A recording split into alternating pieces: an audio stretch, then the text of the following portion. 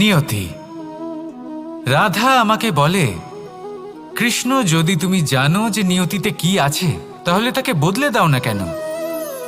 মহাদেব আমাকে বলেন যে শ্রীকৃষ্ণ, যদি আপনি এটা জানেন যে সাম্বের নিয়তি এটাই, তাহলে আপনি তাকে বদলানোর চেষ্টা কেন করেন? কেন? কারণ আমি একজন পিতা, আর পিতার কর্তব্য এটাই, তিনি যেন সম্ভাব্য সব চেষ্টা করেন নিজের সন্তানের মঙ্গলের জন্য। নিয়তি আমি জানি, কিন্তু এটাও আমি জানি যে কর্মের থেকে বড় আর কোনো নিয়তি হতে পারে না। অভিজ্ঞতাও রয়েছে যে কর্মের হাতে নিয়তির এই চক্র বদলে যেতে পারে। তাই জীবনে যদি আপনার কখনো এমন মনে হয় যে এটা তো অসম্ভব, তখনও চেষ্টা করা কখনোই ছাড়বেন না। কে বলতে পারে আপনারই কর্মের কোনো এক বীজ হয়তো নিয়তির চাকায়